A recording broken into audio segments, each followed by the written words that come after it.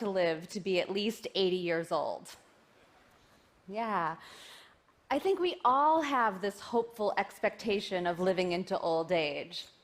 Let's project out into the future, to your future yous, and let's imagine that we're all 85. Now, everyone look at two people. One of you probably has Alzheimer's disease. All right.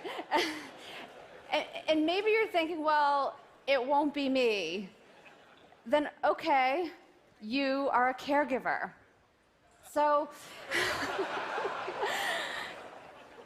in some way, this terrifying disease is likely to affect us all. Part of the fear around Alzheimer's stems from the sense that there's nothing we can do about it. Despite decades of research, we still have no disease-modifying treatment and no cure. So if we're lucky enough to live long enough, Alzheimer's appears to be our brain's destiny. But maybe it doesn't have to be. What if I told you we could change these statistics, literally change our brain's destiny, without relying on a cure or advancements in medicine? Let's begin by looking at what we currently understand about the neuroscience of Alzheimer's. Here's a picture of two neurons connecting. The point of connection, this space circled in red, is called a synapse. The synapse is where neurotransmitters are released. This is where signals are transmitted, where communication happens. This is where we think, feel, see, hear, desire, and remember. And the synapse is where Alzheimer's happens. Let's zoom in on the synapse and look at a cartoon representation of what's going on. During the business of communicating information, in addition to releasing neurotransmitters like glutamate into the synapse, neurons also release a small peptide called amyloid beta. Normally, amyloid beta is cleared away and metabolized by microglia, the janitor cells of our brains. While the molecular causes of Alzheimer's are still debated, most neuroscientists believe that the disease begins when amyloid beta begins to accumulate. Too much is released or not enough is cleared away, and the synapse begins to pile up with amyloid beta. And when this happens, it binds to itself, forming sticky aggregates called amyloid plaques. How many people here are 40 years old or older? Yeah, you're afraid to admit it now. This initial step into the disease, this presence of amyloid plaques accumulating, can already be found in your brains. Now, the only way we could be sure of this would be through a PET scan, because at this point, you are blissfully unaware. You're not showing any impairments in memory, language, or cognition. Yet. We think it takes at least 15 to 20 years of amyloid plaque accumulation before it reaches a tipping point, then triggering a molecular cascade that causes the clinical symptoms of the disease. Prior to the tipping point, your lapses in memory might include things like, why did I come in this room? Or, oh, what's his name? Or, where did I put my keys? Yeah, now before you all start freaking out again, because I know half of you did at least one of those in the last 24 hours, these are all normal kinds of forgetting. In fact, I would argue that these examples might not even involve your memory because you didn't pay attention to where you put your keys in the first place. After the tipping point, the glitches in memory, language, and cognition are different. Instead of eventually finding your keys in your coat pocket or on the table by the door, you find them in the refrigerator. Or you find them and you think, what are these for? Okay, so what happens when amyloid plaques accumulate to this tipping point? Our microglia janitor cells become hyperactivated, releasing chemicals that cause inflammation and cellular damage. We think they might actually start clearing away the synapses themselves.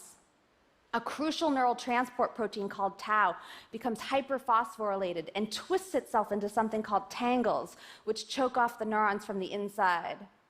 By mid-stage Alzheimer's, we have massive inflammation in tangles, an all-out war at the synapse, and cell death. So if you were a scientist trying to cure this disease, at what point would you ideally want to intervene? Many scientists are betting big on the simplest solution: keep amyloid plaques from reaching that tipping point.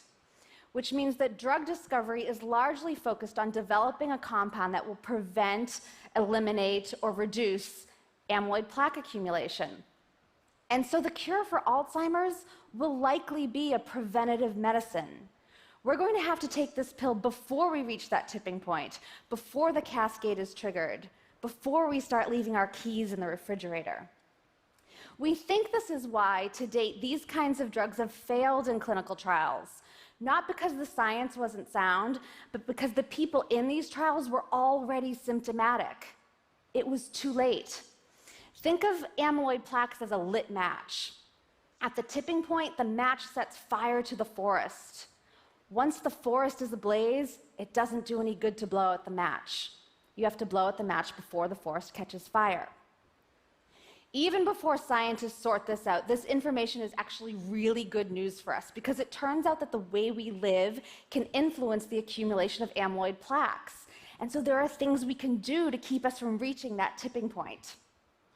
Let's picture your risk of Alzheimer's as a seesaw scale.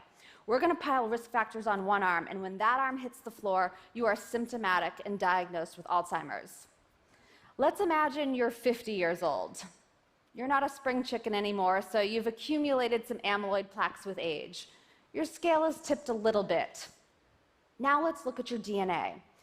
We've all inherited our genes from our moms and our dads. Some of these genes will increase our risk, and some will decrease it. If you're like Alice and still Alice, you've inherited a rare genetic mutation that cranks out amyloid beta, and this alone will tip your scale arm to the ground. But for most of us, the genes we inherit will only tip the arm a bit. For example, ApoE4 is a gene variant that increases amyloid, but you can inherit a copy of ApoE4 from mom and dad and still never get Alzheimer's, which means that for most of us, our DNA alone does not determine whether we get Alzheimer's. So what does? We can't do anything about getting older or the genes we've inherited. So far, we haven't changed our brain's destiny. What about sleep? In slow-wave deep sleep, our glial cells rinse cerebral spinal fluid throughout our brains, clearing away metabolic waste that accumulated in our synapses while we were awake. Deep sleep is like a power cleanse for the brain. But what happens if you shortchange yourself on sleep? Many scientists believe that poor sleep hygiene might actually be a predictor of Alzheimer's. A single night of sleep deprivation leads to an increase in amyloid beta. And amyloid accumulation has been shown to disrupt sleep, which in turn causes more amyloid to accumulate. And so now we have this positive feedback loop that's going to accelerate the tipping of that scale. What else? Cardiovascular health. High blood pressure, diabetes, obesity, smoking, high cholesterol have all been shown to increase our risk of developing Alzheimer's. Some autopsy studies have shown that as many as 80% of people with Alzheimer's also had cardiovascular disease. Aerobic exercise has been shown in many studies to decrease amyloid beta in animal models of the disease. So, a heart-healthy Mediterranean lifestyle and diet can help to counter the tipping of this scale. Okay, so there are many things we can do to prevent or delay the onset of Alzheimer's, but let's say you haven't done any of them. Let's say you're 65. There's Alzheimer's in your family, so you've likely inherited a gene or two that tips your scale arm a bit. You've been burning the candle at both ends for years, you love bacon, and you don't run unless someone's chasing you. Let's imagine that your amyloid plaques have reached that tipping point. Your scale arm has crashed to the floor. You've tripped the cascade, setting fire to the forest, causing inflammation, tangles, and cell death. You should be symptomatic for Alzheimer's. You should be having trouble finding words and keys and remembering what I said at the beginning of this talk. But you might not be. There's one more thing you can do to protect yourself from experiencing the symptoms of Alzheimer's, even if you have the full-blown disease pathology ablaze in your brain.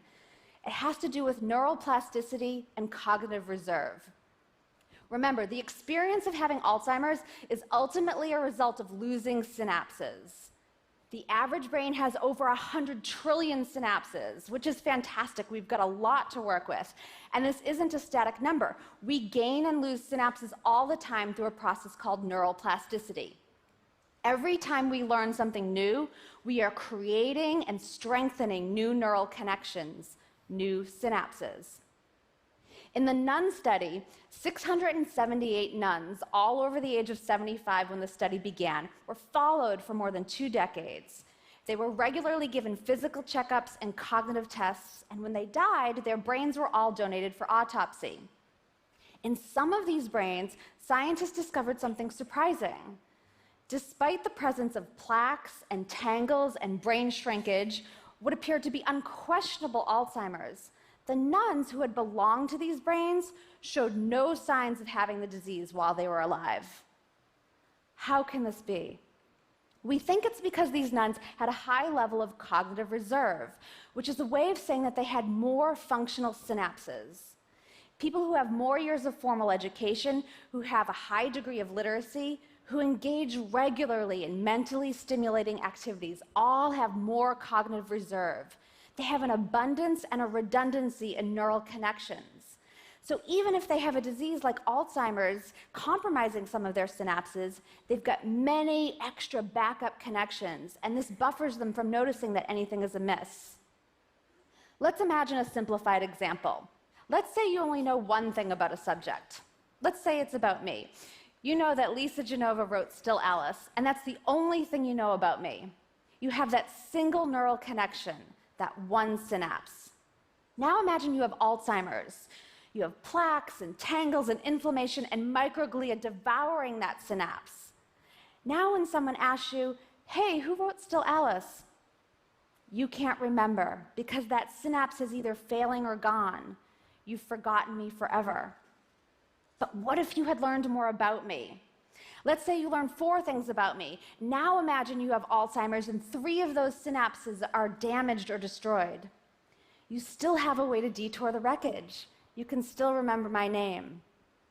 So we can be resilient to the presence of Alzheimer's pathology through the recruitment of yet undamaged pathways. And we create these pathways, this cognitive reserve, by learning new things. Now, ideally, we want these new things to be as rich in meaning as possible, recruiting sight and sound and associations and emotion. So this really doesn't mean doing crossword puzzles. You don't want to simply retrieve information you've already learned, because this is like traveling down old familiar streets, cruising neighborhoods you already know. You want to pave new neural roads. Building an Alzheimer's-resistant brain means learning to speak Italian, meeting new friends, reading a book, or listening to a great TED Talk. And if despite all of this, you are someday diagnosed with Alzheimer's, there are 3 lessons I've learned from my grandmother and the dozens of people I've come to know living with this disease. Diagnosis doesn't mean you're dying tomorrow. Keep living. You won't lose your emotional memory. You'll